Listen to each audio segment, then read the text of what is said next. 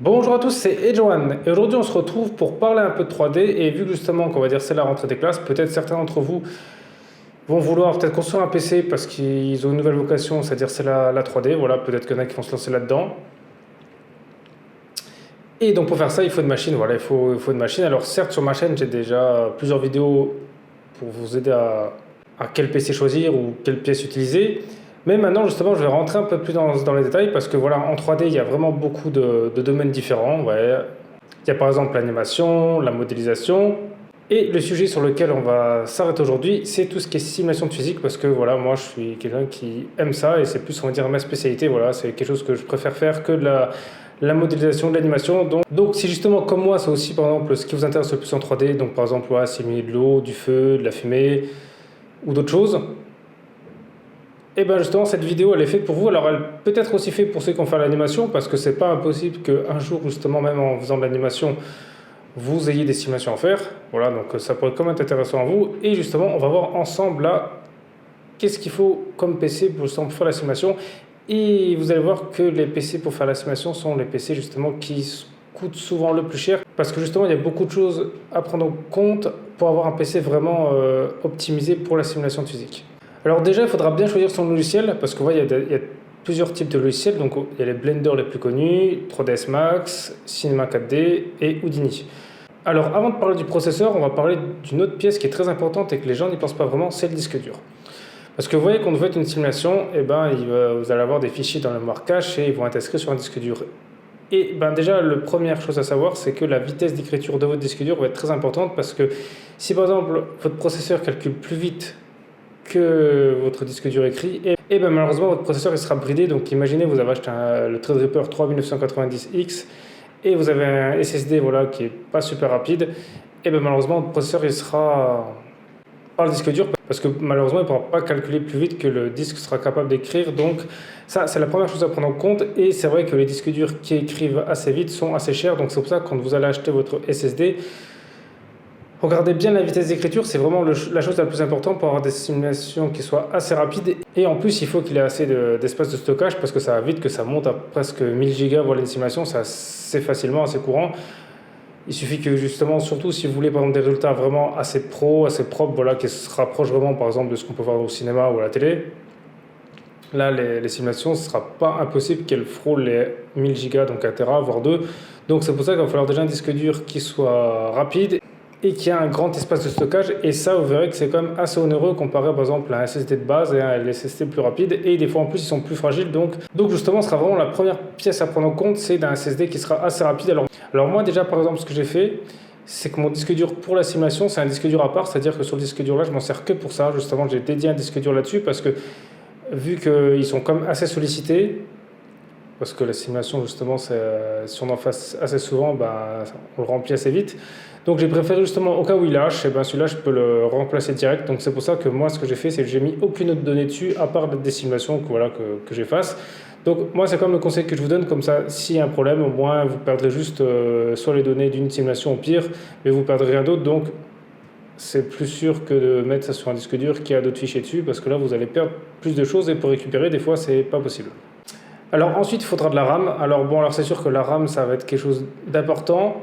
Partez au moins sur une base déjà de 64 Go, ça sera vraiment le minimum hein, si vous voulez faire des choses déjà pas mal.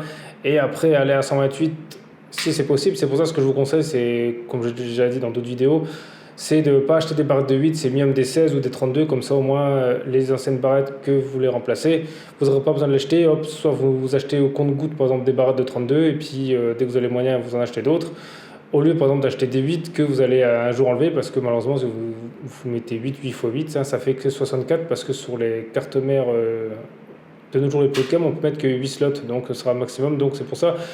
Mettez des 16 Go au moins, comme ça vous pourrez aller jusqu'à 128, ce sera déjà pas mal. Et puis si vous avez les moyens, mettez du 32, comme ça vous serez tranquille.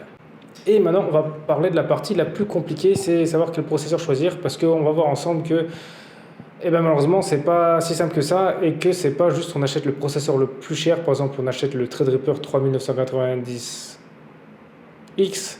qui coûte 4000 euros. Et là, on se dit, c'est bon, on a le processeur le plus rapide, on fait tout propre. Et on va voir ensemble que justement, ça marche pas comme ça. Et Et c'est quelque chose malheureusement que pas beaucoup de gens savent parce qu'il y a très peu d'informations là-dessus et si on ne fait pas nos recherches ou qu'on ne regarde pas comment son PC fonctionne, on passe à côté de ça et on croit justement que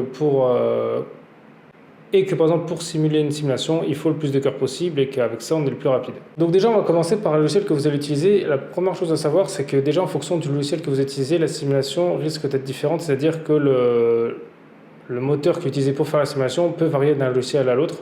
Alors déjà la première chose au compte c'est déjà savoir qu'est-ce que vous allez simuler et la résolution, c'est-à-dire que par exemple si vous allez simuler par exemple du feu, des particules, donc des particules ça s'appelle de la neige, du sable et de l'eau, voilà, c'est vraiment des choses qui sont différentes et qui vont utiliser justement un moyen de simulation différent. Et aussi la résolution de votre simulation, c'est-à-dire que si vous allez mettre que tout le temps des grosses résolutions ou si vous allez rester sur des petites, parce que aussi en fonction de ça, les résultats sont différents. Et justement, je vais vous dire pourquoi les résultats sont différents. Parce que en fonction de ce que vous allez simuler et du logiciel sur lequel vous allez simuler, eh ben, le logiciel va des fois utiliser qu'un seul cœur et ne sera pas multicœur. C'est-à-dire que par exemple, vous allez simuler quelque chose à une résolution, je sais pas, on va dire 200, et bien peut-être que le logiciel va qu'utiliser un seul cœur de votre processeur, et si par exemple vous allez mettre une résolution de, on va dire 2000, et bien là ça va utiliser tous les cœurs. Donc ça voudrait dire que quand le logiciel va utiliser qu'un seul cœur de votre processeur, ça voudrait dire que ce sera les processeurs qui ont la fréquence la plus élevée et pas le nombre de cœurs le plus élevé. Donc si par exemple on prend un i7 qui est fréquencé à 5 GHz, et ben il sera plus rapide qu'un Threadripper qui a une fréquence de 3,4 GHz par exemple. Et c'est ça le plus gros problème, c'est-à-dire qu'en fonction de ce que vous allez faire, eh bien, il va falloir un produit différent. Donc certes, vous pourrez toujours utiliser le Threadripper, mais il sera plus lent. Et c'est ça qui est un peu dommage, par exemple, quand on met 4000 € dans un processeur et qu'on voit qu'un i7, eh ben, il est plus rapide, on se dit qu'il y a un problème. Et ça aussi, comment vous pouvez le remarquer, ben, en fait, quand vous faites des simulations, je ne sais pas si vous avez déjà remarqué, eh ben, vous allez prendre sur un moniteur de ressources, ou si par exemple vous avez des logiciels, par exemple, comme Ryzen Master, et ben, il montre à quel pourcentage votre processeur est utilisé. Et ben, si vous voyez que votre processeur est utilisé par exemple, qu'à 30%, alors que bon, vous avez 24 cœurs, et ben, ça voudra dire que la simulation n'est pas faite sur beaucoup de cœurs, donc ce sera plus la fréquence qui va jouer que le multicœur. Donc ça, c'est quelque chose à prendre en compte en fonction de vos simulations. Donc si vous allez acheter des processeurs qui sont assez haut de gamme, et ben, ils seront que utiles si vous faites des simulations avec des très grosses résolutions. Sinon, autant acheter un processeur moins cher qui aura une meilleure fréquence, ce sera plus efficace. Et justement, pour vous aider à faire votre choix, et ben là, justement, je vais vous montrer un petit tableau. Donc, je vais vous le faire apparaître en grand sur l'écran.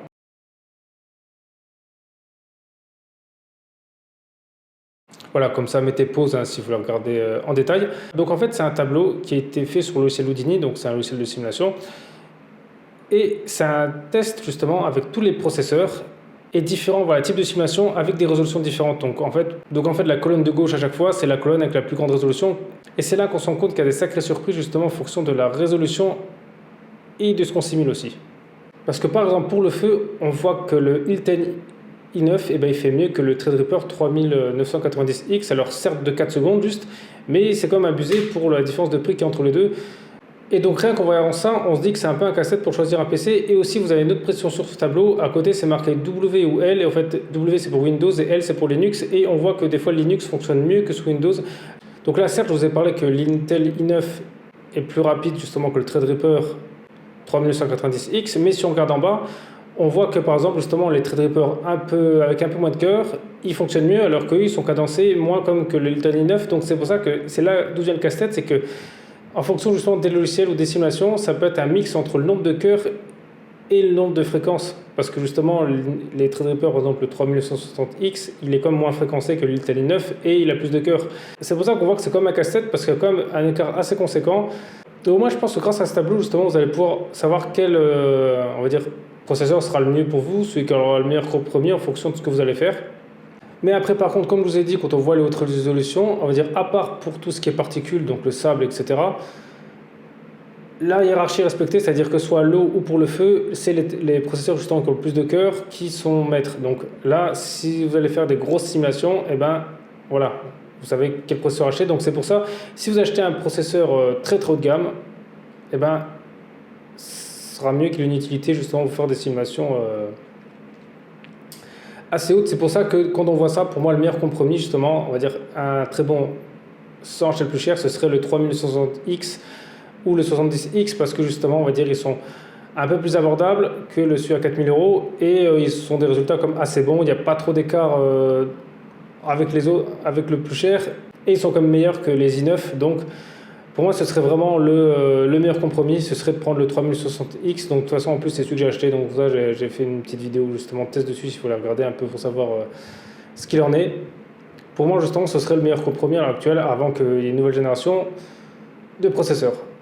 Et maintenant, la dernière partie, le problème qu'il va avoir, c'est que si par exemple, justement, vous faites des simulations vraiment importantes, voilà, avec beaucoup de particules, et ben, le problème, c'est qu'il va falloir rendre ça, il va falloir faire le rendu, et ça va poser un gros problème parce que le problème, c'est que pour pouvoir faire un rendu si énorme, ce qui va compter, c'est pas la puissance de votre carte graphique, c'est la RAM. Parce que voilà, moi ça m'est déjà arrivé justement de faire une super simulation et quand je suis rendu, c'est marqué voilà, que le mémoire du GPU est pas assez élevé. Et après, donc le rendu, quand il y a ça, il est impossible à faire. Donc c'est pour ça que pour faire un rendu, il vaut mieux avoir des cartes qui ont beaucoup de RAM et moins de puissance que l'inverse. Certes, ça prendra beaucoup de temps s'il n'y a pas beaucoup de puissance, mais il vaut mieux que ça prenne beaucoup de temps que de ne pas le faire. Et aussi, je pense que ça vous est déjà arrivé de, par exemple, de lancer un rendu la nuit et vous vous réveillez le matin et vous voyez que vous êtes sur la page d'accueil de Windows et qu'il n'y a plus votre rendu. Donc, c'est que le logiciel a craché. Moi, ça m'est déjà arrivé. Je pense que c'est déjà arrivé à beaucoup de monde. Alors, donc ça, c'est souvent le problème là que soit c'est un problème du logiciel, soit c'est votre GPU qui a craché parce qu'il justement, il n'y a plus assez de mémoire. Et donc là, ma petite astuce justement pour éviter de lancer un rendu pour rien, c'est d'aller à votre dernière frame et de la simuler. Ou justement d'aller à la frame où vous voyez qu'il y a plus de données. Voilà, pour moi, c'est en général ce que je fais. Et comme ça, si j'arrive à la simuler, c'est que le rendu sera complet. Et des fois, ça m'est déjà arrivé justement, les 10 premières frames sont simulées. Après, je fais le test vers la dernière. Et ben, quand je la fais, je vois que ça plante et le logiciel crash. Donc, je sais que le rendu, je ne pourrais pas le faire. Et ça, c'est la petite astuce justement pour éviter de faire un rendu pour rien. Comme ça, vous savez si votre scène elle est trop lourde ou pas. Et donc c'est pour ça que les PC là coûtent très cher parce que vous allez devoir acheter aussi du très haut de gamme en carte graphique si vous avez déjà du très haut de gamme en GPU pour pouvoir tout exploiter pleinement. Et après, beaucoup de gens justement, par exemple, font un GPU justement pour les simulations et font une station de rendu à côté. Comme ça, par exemple, on va dire vous faites la simulation sur un PC et vous faites le rendu sur un autre parce que justement sur un autre PC, l'avantage c'est que vous pourrez mettre plusieurs cartes graphiques sans forcément les mettre dans un boîtier parce que là, de nos jours, avec les cartes qui sont de plus en plus grosses, c'est compliqué d'en mettre plusieurs dans le même boîtier, justement, en plus avec l'espacement des prises sur les cartes mères, c'est quasi plus possible. De mettre 2-3090 sur une carte mère récente. Il y en a qui le font sur des photos, mais quand on voit l'état des cartes, elles sont vraiment collées l'une à l'autre. Là, je pense que le refroidissement il est mort. Donc, c'est pour ça que, pour moi, ce qui est bien, voilà, si vous pouvez vous faire une station de rendu, donc en fait, voilà, vous faites. Vous mettez une carte mère, voilà, vous mettez une carte graphique dessus, vous pouvez en mettre par exemple autant 4 ports et vous utilisez des risers, alors pas les risers pour le minage, hein, vous utilisez des vrais risers, donc c'est vraiment une grande bande passante et comme ça justement vous pourrez les déporter, vos cartes graphiques et les espacer l'une des autres et vous pourrez en mettre 4 faciles et là vous pourrez mettre tous vos fichiers justement sur le PC là, où, voilà, vous prenez quand même un processeur voilà, qui soit capable de faire tourner un petit peu le logiciel. Et comme ça, vous lancez des rendus là-dessus, et vous serez tranquille. Comme ça, vous pourrez travailler en même temps, lancer vos rendus, et vous n'aurez pas le problème de place qu'on peut des fois avoir justement sur le PC de nos jours pour faire un PC qui fait tout. Donc voilà, après, si vous avez d'autres questions justement sur l'estimation de physique, voilà, dites-le moi dans les commentaires, voilà, je serai ravi de vous répondre. Et sinon, merci à tous d'avoir regardé cette vidéo, c'était Edge One, on se retrouve très vite pour une prochaine vidéo.